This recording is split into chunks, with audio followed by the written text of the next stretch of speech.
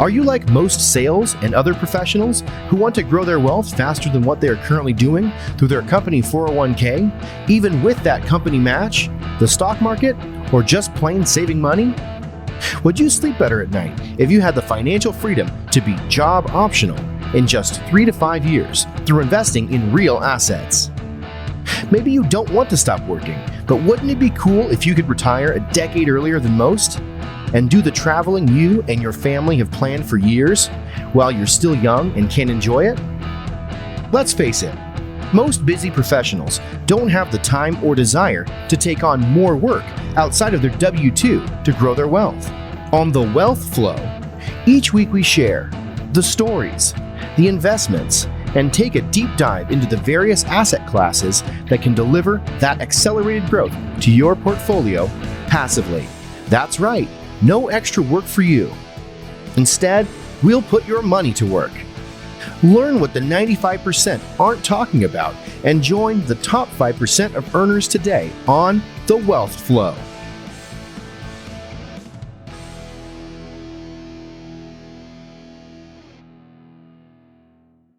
All right. So, and Michael, so obviously your dad was doing things a little bit differently than you guys are now. Tell me a little bit about his strategy and then kind of how you guys progressed and changed once you and your brother joined. Sure. I think when my dad was buying the buildings, like the process of like finding deals to do was just so different then than it did compared to what it's like today. I feel like it's a lot more structured today, a lot more competitive today. I feel like the deals that my dad did weren't necessarily like, oh, it has to check these 3 boxes. It has to be in my buy box. Like, I don't even know if he had one. It was literally just probably someone coming into his office and be like, hey, like, we've owned this building for 50 years and we're moving to Florida. I see your signs and I've walked past your store for the last 10 years. Like, are you interested in buying it? And like, that's how he would do his deals, very like grassroots type of thing. And when my brother and I bought our first building, it was in 2006.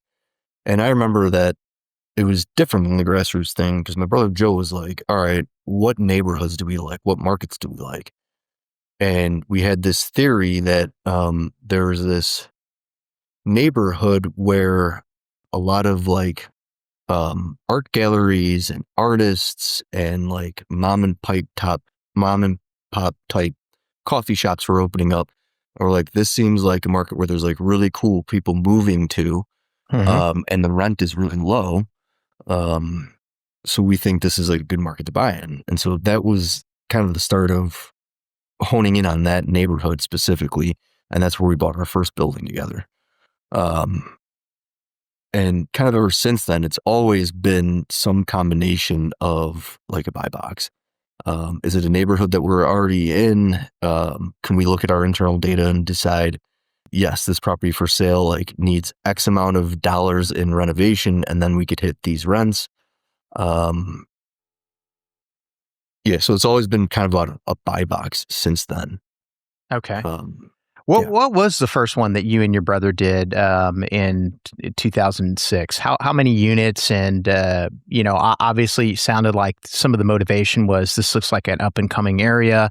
Looks like an area that we'd like to invest.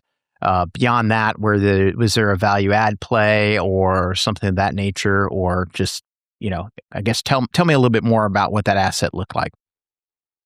Sure, it was a mixed use deal with a backyard that had its own separate pen. And it was a large property. I remember it because it was so much money thinking about then. It was $1.1 million is what our purchase price was. And we weren't able to get the whole loan from your commercial bank. So we had to do a portion of it as seller financing. And I remember they lent us like $300,000 or something. And we had to pay it back in 3 years. But it was a very, very big property. Small number of units, but big property. It was 9 units and then the lot in the back, which was its own separate thing. And we thought, oh, someday we can build a single family or a 2-flat on this and sell it. So the play was get leases in there because the person who owned it before had it for like 60 years in their family or something. And it was just the average length of tenancy in that building was probably something north of 15 years.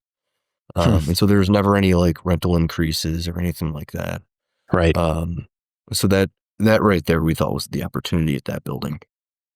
Yeah. Those are some of the best ones, right? If just rents haven't kept up, it's the easiest way to kind of just start to bring them to market and create some huge value there. So that was one of the first ones that you and your brother did. And tell me a little bit how the business progressed from there. And then we picked up a couple more between 06 and 08 in that same neighborhood, which a lot of people might think is like terrifying because in 08 is kind of when, the floor fell out from under us. So we kind of paused buying anything from 09 to 14, which I think is a mistake looking back, because I think 12, 13, 14 were probably the best years to buy as much as you possibly can. Right. But our focus shifted at that point really into property management and like getting our property management business like as buttoned up as possible. And we were doing a lot of receivership work for the Circuit Court of Cook County, getting referred to by the attorneys that we knew or the bank lenders that we knew who were taking back real estate, and we were managing their REO property during the foreclosure process. And we had some 150 cases, I think, between 2010 and 2014. So we were so busy with that in that period. So looking back, it's kind of like, all right, we probably could have gotten assets on, pennies on the dollar at that point in time. Right. But on the flip side of it, it's also, okay, that was the biggest learning. That was the most we've ever learned and the most we've ever been able to button up our property management operation through all of that receivership work. So it's kind of like they balance out, the two of them. Yeah, for sure. You got a lot more efficient with it. How many units did you guys, were you managing your own properties, just your own properties at that point? And how many units do you feel like you were at around 08 timeframe? Say 150 to 200. Okay. So substantial. And then we sprinkled in these receivership accounts, and we probably went up to like 400. But then some of them would only last like 2 months, some of them would last a year. And so it was kind of like always fluctuating, which is really hard in terms of operations. And like, if you have 400 units, you might need a different staff build out than you do with 150 units. So like trying to balance that was challenging. And I remember I was wearing so many hats at that time. Yeah, and maybe for the audience, can you explain kind of what the receivership was, and why that was such a temporary deal? We're kind of going through some of that right now as well with a lot of properties, so there may be some opportunity for that now. But why would a property go into receivership? Defaulting on a loan, and then the bank files foreclosure on the borrower. And then at that point, it's a court case because it goes into circuit court. And during the proceedings of that, lawsuit, essentially foreclosure lawsuit, the court is required to hire a third party, non-interested party to kind of manage and operate that asset while they're figuring out who's going to end up with the building long term. So they don't want the borrower to do it because the borrower thinks he's going to lose it and might not have that much of an interest in maintaining it. And at the same time, the bank shouldn't have access to it. Not shouldn't have access to it, but is still technically owned by the borrower. So a third party intermediary while they're figuring out the foreclosure proceedings. Okay. It's essentially property manager, operator. And did you guys change some of your, what were some of the changes that you made during that 08, to call it 2014 timeframe? Anything specific that you said, okay, at this point, we've been running it this way for X amount of time. Now we've got to, whether it be switch software, whether it be just switch processes. How did you tighten up your property management during that timeframe? Yeah, so we got Newer and more robust management software. We started hiring our own maintenance techs. Okay. And like getting work vans and things for them to drive around rather than relying on, like just like the typical handymen that we had relationships with, but didn't necessarily control their schedules. So it got to a point where it's like, all right, we need at least 30 hours from a guy a week at this point, given the receivership stuff. So we started hiring our own. And then that was a real big game changer. It's like, okay, this is so much easier handling maintenance and repairs when we have direct access to the labor and can and pretty much can control the schedule. Emergencies first thing in the morning, and as you get to the afternoon, the less important things, less non-emergency stuff. And that just made my life so much easier. And we also found out that it was a huge profit center. Yeah, for sure. And so you've kind of dialed that piece of the puzzle in of your business from 09 to 2014. Then you started looking back at the market and saying, okay, now maybe it's a good time to step back in. What type of a property? What was your buy box at that particular point in time, and kind of what did the next decade look like? So the next two, and we did two in 2014, and it was in that same neighborhood that we started in 2006. And it was multifamily. I think there were like between 5 and 8 unit buildings. And then after that, we started moving more towards where we are today on the north side. And I think in 2015, 2016, the plan was let's try to take down 1 building a year. And then it turned into 2 buildings a year. And then the buildings started getting bigger or more hairy. Yeah. So the deals got more complex and financing got a little more challenging. But it all worked because you're just kind of working your experience level like up, and you're able to handle those more complicated deals, complex deals. So, yeah, and it was, we still had a decent third-party property management business at that time. So we were kind of doing both. We were trying to get new accounts for other people, managing their property while we were, and then thinking of like the revenue from that business was going to fund the acquisition of our own property. And that was the thought process. Okay. And what were some of the biggest lessons that you learned along that road? It sounds like you and your brother are working pretty tightly on this as you're kind of growing this business. Obviously, you learned a lot with the property management. I mean, you guys went from, just managing your own to now doing third party. You made some changes there with some more robust systems. But what were some of the big lessons that you learned, even just in, the acquisition and the improvements of the property and kind of areas that you're purchasing? Sure.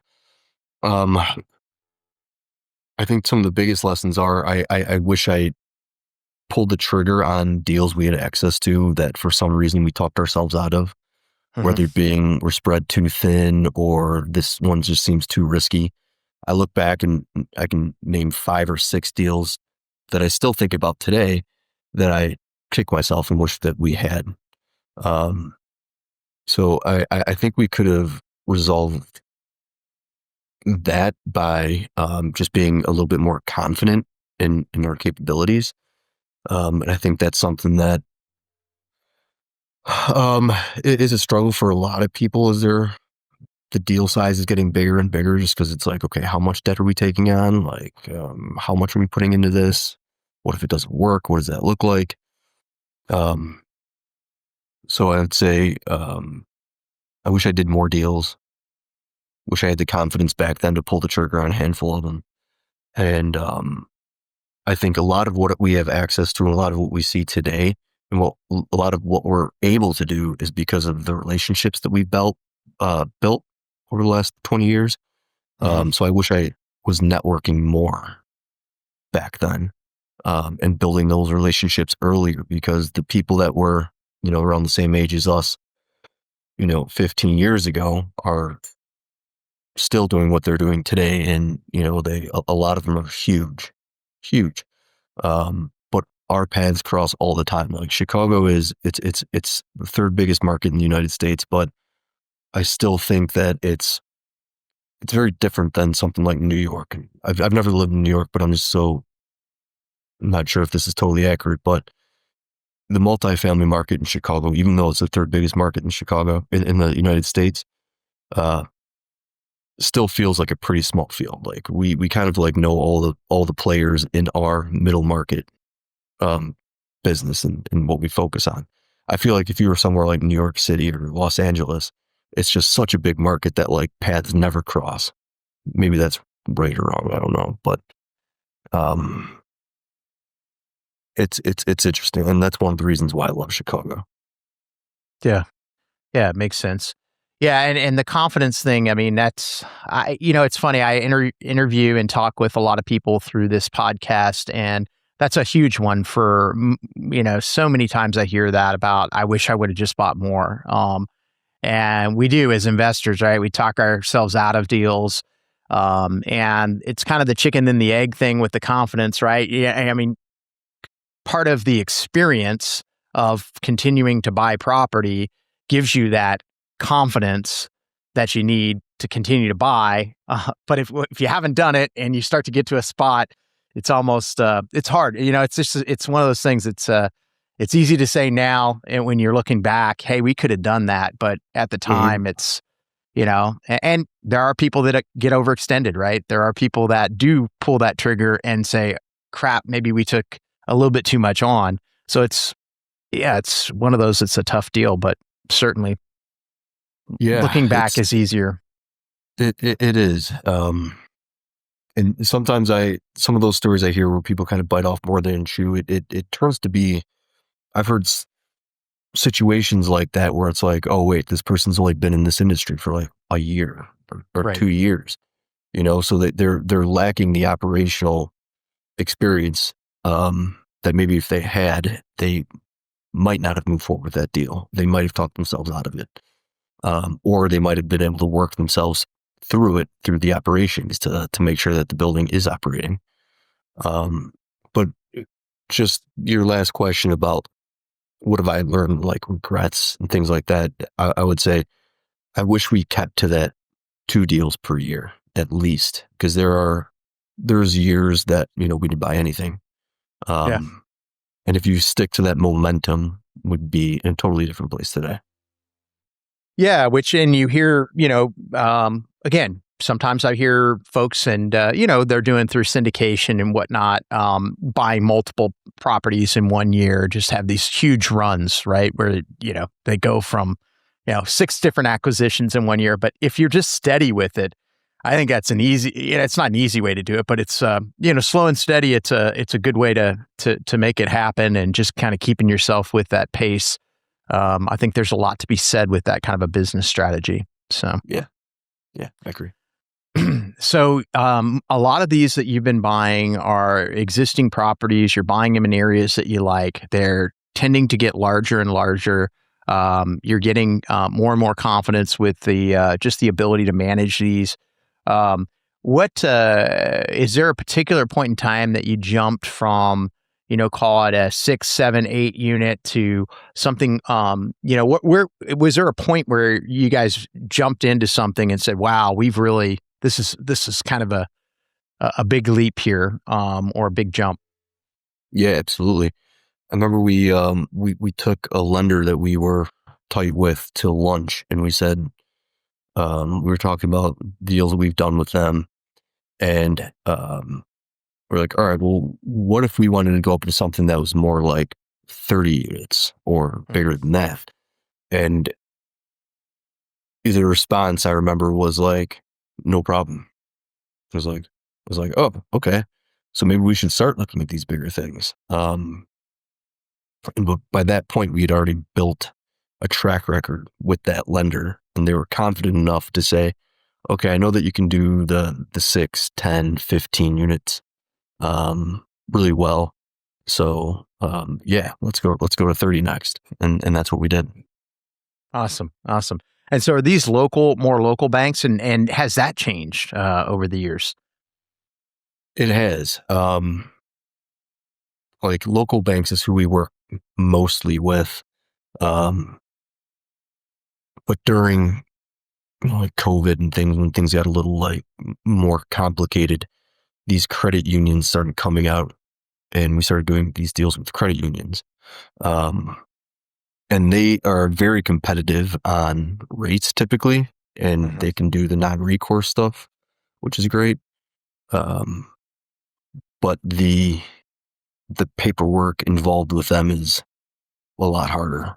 Working with a commercial lender that you have history with, it's very easy. They already have all the info, and you don't really have to do too much in order to get approved for that loan. Right. Credit unions make it a little bit more complicated, but you can get good terms from them, depending on the timing. Okay. Yeah. Sounds good. And then and you guys have shifted gears a little bit, at least, I noticed on some of your LinkedIn, you're doing some I don't know if it's new construction or just complete renovations, but, I'd seen a video that you got studs up and you're putting a roof on and all kinds of stuff. So tell me how that's changed and kind of what are you guys doing today?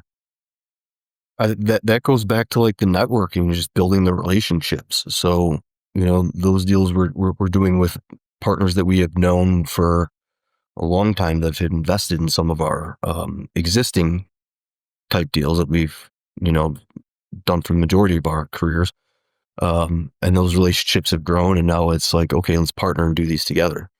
And the gut renovations, that's all just a growth thing also, where our crews have grown. I have a general contractor's license that I've had since 2014, I think. So we're able to do a lot of this work ourselves, and we have, the relationships with the electricians, the framers, the plumbers, the roofers. So it's all just like a very natural progression. Starting off like, yeah, I need a painter to paint. Now it's like, okay, now I need a plumber to like reconfigure this plumbing because I want a new layout. And it's just as easy as it was finding the plumber back then. It's just the experience and the access to the vendors has grown.